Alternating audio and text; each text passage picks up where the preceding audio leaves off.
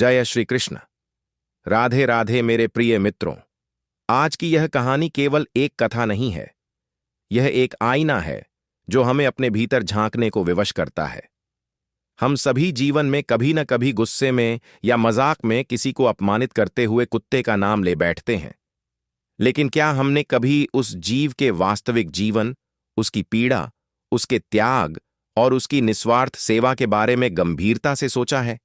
क्या कुत्ता वाकई तुच्छ है, या हमारी सोच ही इतनी संकुचित हो गई है कि हमें उसकी वफादारी, उसका त्याग, उसकी पीड़ा कुछ दिखाई ही नहीं देती? हमारे घर के दरवाजे पर भूखा प्यासा पड़ा यह प्राणी सिर्फ 2 रोटियों की आस लगाए निहारता है और हम उसके लिए एक टुकड़ा तक निकालने को तैयार नहीं होते। पर जब गाली देनी हो तो हम उसी का नाम बड़ी सहजता से ले लेते हैं। आज की यह कहानी शायद आपकी सोच बदल दे, शायद यह आपके हृदय के किसी कोने को छू जाए और आपकी दृष्टि को नया आयाम दे। मित्रों, एक नगर में रामू नामक एक युवक रहता था। जीवन के जटिल प्रश्नों से उलझा हुआ रामू एक दिन एक महात्मा के आश्रम में पहुंचा। वहां जाकर उसने देखा कि महात्मा कुछ श्रद्धालुओं को उपदेश दे रहे थे। वह चुपचाप बैठ गया और उपदेश के समापन के बाद हाथ जोड़कर बोला, गुरुदेव, मेरे मन में एक जिज्ञासा है, क्या मैं आपसे कुछ पूछ सकता हूं? महात्मा मुस्कुराए और बोले, पूछो वत्स, संकोच मत करो। रामू ने पूछा, गुरुदेव, लोग कहते हैं कि कुत्ते को रोटी खिलाने से पुण्य मिलता है, लेकिन वास्तव में ऐसा करने से कौन से लाभ होते हैं?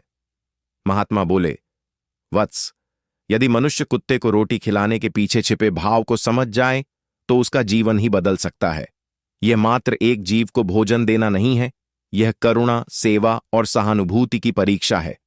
चलो, तुम्हें एक कथा सुनाता हूं जो तुम्हारी जिज्ञासा को उत्तर देगी और तुम्हारे अंतर्मन को झकझोर देगी। महात्मा ने कहना आरंभ किया, बहुत समय पहले की बात है।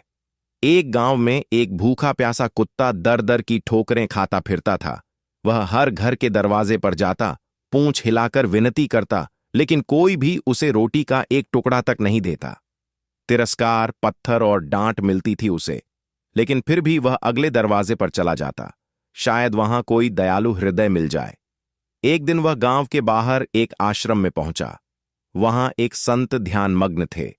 कुत्ते ने नम्रता से सिर झुकाया और बोला, हे मुनिवर, मैं बहुत भूखा हूं, कृपया मुझे रोटी का एक टुकड़ा दे दीजिए। मुनि ने आंखें खोलीं और उसे स्नेह से देखा। उन्होंने पूछा, वत्स, क्या गांव में किसी ने तुम्हें रोटी नहीं दी? कुत्ता बोला, मुनिवर, क्या कहूं, किसी को हमारी पीड़ा दिखती ही नहीं। हम बोल नहीं सकते, गिड़गिड़ा नहीं सकते, बस पूंछ हिलाकर विनती कर सकते हैं, लेकिन लोग हमें सिर्फ भौंकने वाला जानवर समझते हैं। मुनि का हृदय द्रवित हो गया। वे बोले, कहो वत्स, अपना दुख सुनाओ। कुत्ता कुछ क्षण चुप रहा, फिर बोला, हे मुनिवर, हमारे पास न तो घर होता है, न तन ढकने के वस्त्र, न धन कमाने का साधन, न कोई हमारा जन्मदिन मनाता है, न कोई मृत्यु पर अश्रु बहाता है। हम भी इस संसार में वैसे ही आते हैं जैसे मनुष्य आते हैं, अंधे, बहरे और निर्बल। मेरी मां ने हमें एक पुराने कपड़े के ढेर पर जन्म दिया। हम 5 भाई थे, 4 लाल भूरे रंग के और मैं अकेला काला, सबसे कमजोर। मेरी मां दिन भर भटकती, कभी कुछ मिल जाता तो हमें दूध पिलाती, नहीं तो खुद भूखी रह जाती। फिर भी वह दिन रात हमारी देखभाल करती थी। गांव की रखवाली वही करती थी। रात भर जागकर वह अजनबियों और जानवरों को गांव से दूर रखती, लेकिन बदले में उसे क्या मिला? लाठियां, गालियां और उपेक्षा। लोग कहते हैं कि वह चोर है, लेकिन क्या कोई मां चोरी करना चाहती है? वह तो बस भूख से हार जाती है। एक रात की बात है मुनिवर, जब तेज बारिश और ओलों के कारण ठंड से कांपते हुए मेरे 3 भाई मर गए। मेरी मां उन पर आंसू बहाती रही, लेकिन गांव वालों को क्या फर्क पड़ा, उनके तो बच्चे नहीं मरे थे। फिर एक दिन गांव में एक सेठ के घर दावत थी। मेरी मां वहां बार बार गई, शायद कुछ मिल जाए, लेकिन हर बार दुत्कारी गई। आखिरकार उसने दबे पांव वहां से एक रोटी उठाने की कोशिश की, लेकिन उसे देख लिया गया। लोगों ने उसे घेर लिया, लाठियों से पीटा और कह दिया कि उसके लांघने से सारा भोजन अपवित्र हो गया। सेठ जी फूट फूट कर रोने लगे, लेकिन किसी को हमारी मां की पीड़ा नहीं दिखाई दी। अंत में वही भोजन गरीबों में बांटा गया और पहली बार मेरी मां ने पेट भर खाना खाया। लेकिन वह आनंद भी उसके लिए अभिशाप बन गया। सेठ ने उसे ढूंढ निकाला और बुरी तरह पीटा। वह तड़पती रही, लेकिन किसी का दिल नहीं पसीजा। फिर एक दिन एक ब्राह्मण अपने भोजन के लिए आटा गूंथकर कुएं से पानी लेने गया। मां भूख से व्याकुल वहां पहुंची और थोड़ा सा आटा खा लिया। ब्राह्मण ने यह देखकर रोना शुरू कर दिया, क्योंकि वह भी भूखा था। फिर उसने लाठी उठाई और मां पर हमला कर दिया। मां को सही से खाना भी नहीं मिला और महीनों तक वह लंगड़ा कर चलती रही। तब हम दोनों भाई समझ गए कि मनुष्य सिर्फ अपने लाभ को देखता है। वह हमारी सेवा, हमारी रखवाली, हमारे बलिदान को नहीं देखता। इतना कहकर कुत्ता शांत हो गया। महात्मा की आंखों में नमी आ गई। वे बोले, वत्स, जो मनुष्य इस प्राणी की पीड़ा को समझ ले, वह स्वयं को बदल सकता है। कुत्ते को रोटी देना केवल दया नहीं, यह एक पुनीत कर्म है, एक भावनात्मक उत्तरदायित्व है। वह तुम्हें कुछ नहीं मांगता, बस एक टुकड़ा रोटी और थोड़ी सी करुणा। तो मित्रों, अब यह आप पर है कि आप इस कहानी को केवल सुनते हैं या इसे अपने जीवन में स्थान देते हैं। अगली बार जब किसी भूखे जीव की आंखें आपको देखती हुई लगें, तो एक रोटी देना ना भूलें।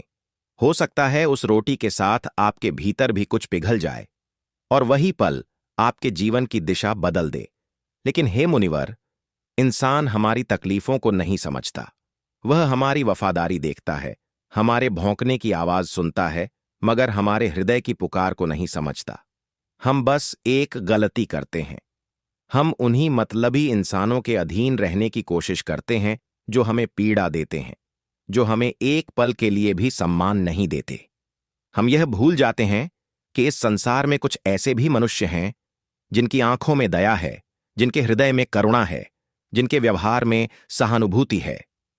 मगर अफसोस, हम पहचान नहीं पाते कि कौन हमारे लिए सही है। हे मुनिवर, हम अपने जीवन में ऐसे बहुत से इंसानों के लिए जीते हैं जो हमें अपनाते नहीं, लेकिन जिन्हें सच में हमारी परवाह होती है, उनके लिए हम कभी कुछ कर नहीं पाते। सुनो मित्रों, यह केवल एक कुत्ते की व्यथा नहीं है। यह हर उस जीव की पुकार है जो इंसान की उपेक्षा का शिकार होता है। क्या आपने कभी सोचा है कि कुत्ते केवल आपके घर की सुरक्षा नहीं करते, वे आपके जीवन की ऊर्जा को भी सुरक्षित रखते हैं। वे अपने मौन में वो सब कुछ कह जाते हैं जो कई बार इंसानी शब्द भी नहीं कह पाते। महात्मा ने कहा था, यदि मनुष्य कुत्ते को रोटी खिलाने का रहस्य समझ ले, तो उसका जीवन ही बदल सकता है। यह कोई तात्कालिक लाभ नहीं, यह एक ऐसा सूक्ष्म पुण्य है जो आपकी आत्मा को निर्मल करता है, आपके चारों ओर ऊर्जा के सकारात्मक वलय को निर्मित करता है। आज मैं आपको बताने जा रहा हूं उन 8 दिव्य लाभों के बारे में जो केवल कुत्ते को रोटी खिलाने से मिलते हैं और जिनके विषय में अधिकांश लोग अनभिज्ञ रहते हैं।